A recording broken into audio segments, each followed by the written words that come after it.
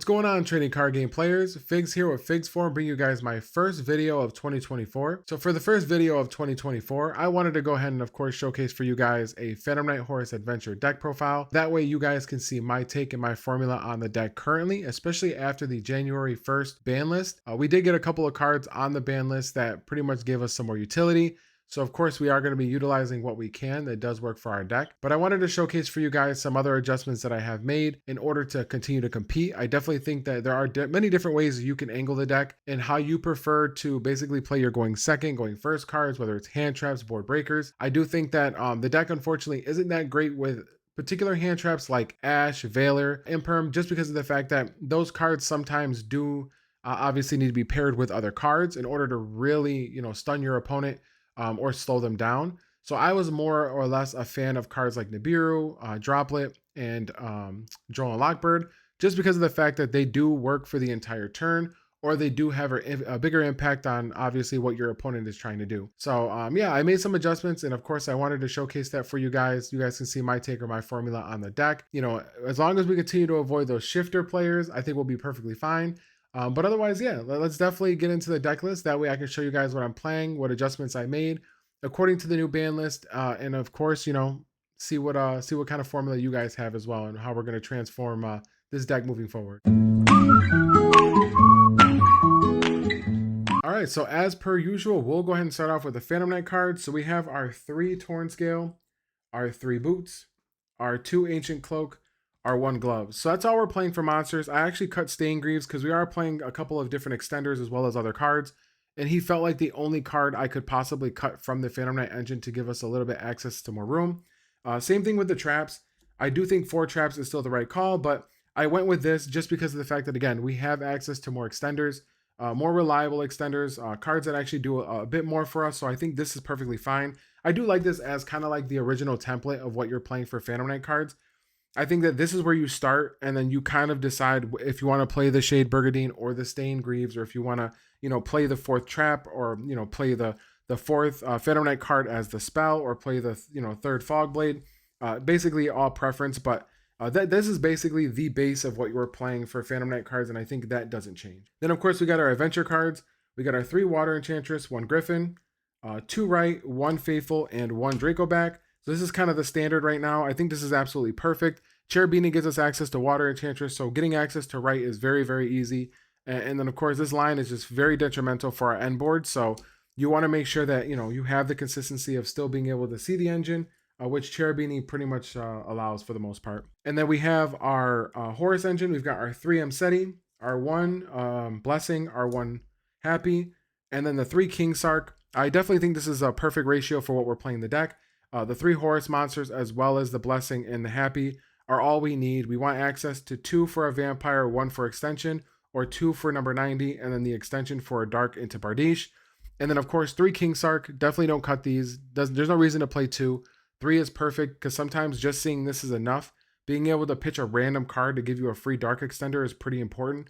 Or sometimes just being able to summon Happy and leaving Happy on the board means that going first, you kind of just have that free recursion. Like, your opponent has to play into your board, and depending on what they out, you kind of get free cards back to hand. But yeah, generally that's how we're doing it. It's for the 2 for Vampire, number 90, and then the Horus for Extension. Then we have good old Terratop. So Terratop came off the ban list as it was at 1. Now it is at 2. This is a great card in this deck. I can't stress enough how great this card is. I know it does come with a Garnet, but the important thing to note is that you can summon it just by controlling a wind. So the Horus engine has Happy as the wind, and the adventure line actually has Wandering Griffin Rider as a wind.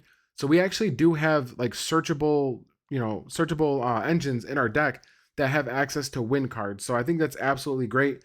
It does make it as less of a hurtful card to draw. We're not playing Levier just because of the fact that, it doesn't really tie into how we're comboing. But still having access to this card means that our other engines are able to facilitate playing a level 3, which is perfectly fine. Also, hitting this card off a Vampire is just absolutely nuts. Like, you're always looking for like a level 3 so that you can kind of keep playing. But if Vampire hits this and then you're able to search this, it's just so much value for being able to go into Cherubini and to play on. It gives you your full combo. I mean, just opening this alone is a 1 card, Cherubini. It's a Water Enchantress.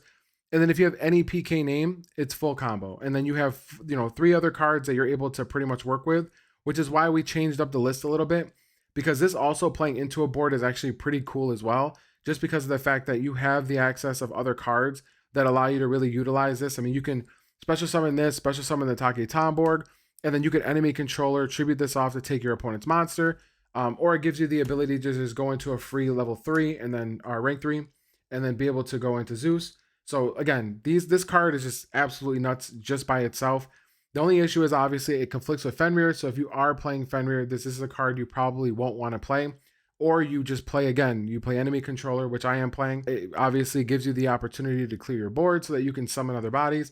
But I like it because of the fact that, again, you're getting a free body, keeping a level 3, and being able to play on by being able to take one of your opponent's interruptions or being able to force an interruption, which is really nice. So yeah, definitely great for playing into a board. And then, of course, enemy controller is just great as an end board card because we have plenty of monsters on our end board that are, we're more than willing to tribute off. But anyways, level 3s, always nice. Nice to see him come off the ban list. He's a great card, a great utility card, and also very great for setting up our boards. Then, of course, we've got the standard Rhoda and Foolish. This doesn't change. I've actually low-key kind of considered cutting Foolish Burial. There's some situations where it came up where it's like, I have Foolish Burial, but I already have full combo, and then this kind of just sits in my hand for next turn.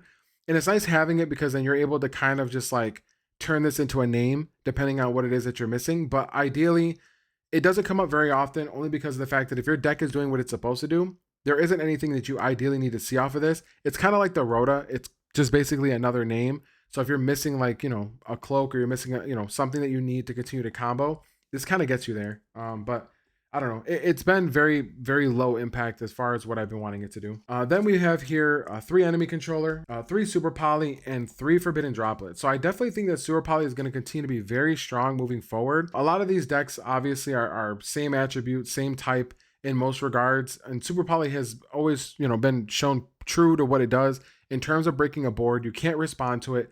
So that was kind of the idea of what we're going here for board breakers. I mean, droplet you can't respond to depending on what you send.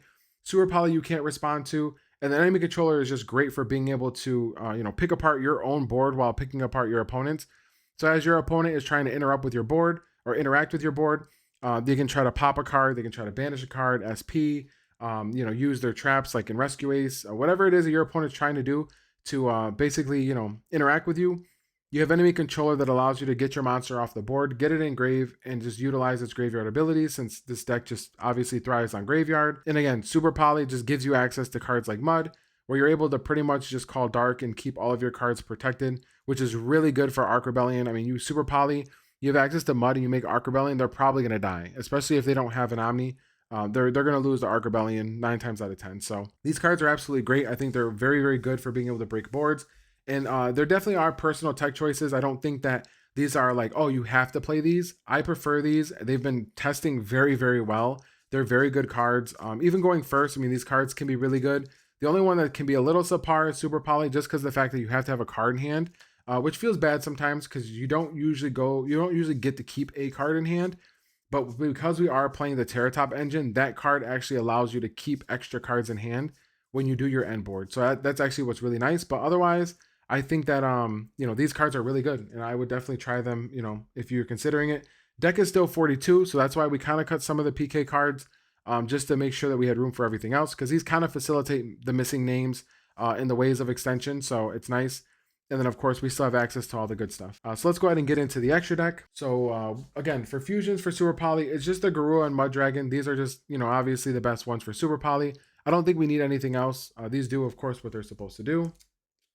And like I said, Mud Dragon just gives us that free protection to play into most boards.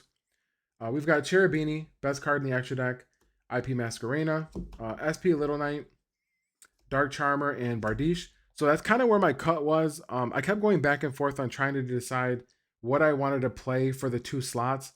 I had Unicorn access code in here, but unfortunately, I never made them.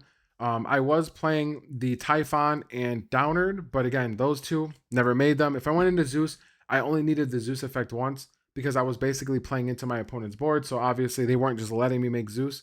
I normally had to, do a couple things just to kind of play through cards and then make Zeus. So I never needed the extra materials because you're usually going to make break sorter, and make your Zeus and then you're going to play after. So it's like, you don't necessarily need the mats on them. But yeah, these are fine. I think that these are the best links you need to play. You can't cut any of these. You need access to all of them. Dark is a way to climb into Bardiche if you're going off of the zombie vampire. SP Little Knight's nuts with IP. It gives us that 7 interaction for our end board. And then Cherubini obviously is Cherubini and IP is IP. So yeah, I mean, links are definitely a mainstay. As far as like staples for this deck, those are the staples. Evil Storm Nightmare, this card's been performing so well. And it's crazy because a lot of people, they read it and like, oh, you know, it's not once per turn. And it's just great. It books more than one card too. If your opponent's summoning multiple monsters, it books multiple monsters. It forces them to have an answer to this card because it just does so well with decks that, you know, focus heavily on linking. You know, again, it's a little less strong, or it's subpar obviously against fusion decks, but otherwise it's just cards been overperforming for me lately. 2 Breaksword, obviously staple for the deck. Raiders Knight into Arc Rebellion. This combo is still just too strong. 2 level 3s, literally 2 level 3s, and Phantom Knights just literally just say OTK. So it's hard to ignore, you know, obviously not playing this combo. It's just, again, too good. And then the last few cards that we have here, we have number 90. Definitely don't cut it. I mean, there isn't a better card to play, honestly, and there's no reason to just play the Zombie Vampire. I think you play both because there are certain matchups where, you know, the Evil Storm's not as good. So you instead use your Phantom Knight monsters to make IP, and you use your Horus monsters to make number 90. Or sometimes if you don't have access to 2 level 3s, but you have the ability to kind of do like a combo, or your opponent ashes your Water Enchantress, you know, you want to be able to stop Nib or any other hand traps. So, you know, number 90 is nice. Or if you have access to number 90 and you want to resolve your Water Enchantress, then you make number 90 first and then do Water Enchantress full combo. So, I mean, it's not worth cutting. I understand that, you know, it's an expensive card. There isn't better alternatives that does what it does, unfortunately. But if you have access to the card and you can play it, play it. If not, Harbinger is the next best choice. It's just not the same. And then Zombie Vampire is nuts in this deck. It doesn't matter what your opponent's playing. Putting cards in their graveyard, if it has a trigger ability, take it, put it on your board so it doesn't trigger and resolve. And then the last card, Zeus. So, like I said, no Typhon, no Downer. Those were my cuts for the fusions. Because again, like, you don't really need cards like Unicorn and Access Code when you have custom cards like Horus. So everything just kind of, the cards just kind of do what you need them to do for, you know, for almost every predicament. But yeah, that's my current list with the current January 1st, 2024 ban list. Again, Terratop's back in the format, so it's very nice to be able to have access to, you know, an additional way of being able to play the game, especially not against committing to a normal summon. That's always the best because, you know, as a Phantom Knight player, we know the risk of committing to a normal summon and your opponent having a response. It's very rough, very rough. But yeah, I definitely want you guys to try this list. You know, transform your deck, try this formula. I definitely think it's very, very strong. Again, the board breakers are insane. Super Poly's, you know, shown time and time again how strong of a card it is every format. And I definitely think it's continuing to be strong, especially in this format. Enemy Controller has been absolutely just so good, especially against decks like Centurion. You know, decks that just require a setup or require monsters on board to do certain things. It's just so nice being able to, you know, steal your opponent's monster, normal summon, steal a card. I mean, it just, again, a lot of these cards just do a lot. And especially since we are playing a graveyard deck, you don't mind having them engraved. So the discard is off a Droplet, the discards off a Super Poly are, you know, not terrible. The Enemy Controller Tribute, again, sometimes your opponent interacts with you in a certain way and you want to be able to, you know, trade off your card for their card, and it works out, especially when your opponent is also playing Horus. It's nice to be able to steal their cards because then you can use them to actually do stuff for yourself. So, you know, you can Enemy Controller take their, you know, M-Seti if they left it on board, you know, bring out your own M-Seti, make a number 90, bring out the other two, like, you know what I'm saying? So you have different plays and options. Cards are very strong, and I definitely do think that sometimes just letting your opponent play and just having the answers is good because this deck just inherently does that. It's so good at being able to break a board because it has so many control aspects. You know, between the Adventure engine, the Horus engine, and the Phantom Knight engine, you have such an easy way of being able to crack a board. So having that utility through Droplet, Super Poly, and Enemy Controller is very, very nice. And I think it is something that you know, should try to utilize. It's nice to be able to try different things. And I think that's the most important thing I try to stress with a lot of the builds that we do have for Phantom Knights. You know, try the different transform your deck, try the different formulas, try the different cards. Again, there is no right or wrong way of doing it. A lot of it is preference. And yes, certain cards do outshine others every format. But again, if you don't, again, I'm not a hand trap player, so I'm not going to sit here and I'm not going to play Ash. I'm not going to play, you know, low impact hand traps like that because a lot of them do unfortunately require you to have to pair them with an additional hand trap to truly put your opponent in a slow down position because, it's Yu-Gi-Oh. The game progresses very quickly, and a lot of these decks just do so much these days. So yeah, but again, hope you guys enjoy the formula. Hope you guys continue to have a blessed year. We're definitely looking forward to making some waves. I will be at Catskills in 2 weeks. So you guys can definitely catch me there for the regional. Hopefully I get to play against other Phantom Knight players. Hopefully I get to play against everybody and have a good time, and we have a good event. So definitely continue to check out my videos, like and subscribe as always, and appreciate you guys as much as I always do.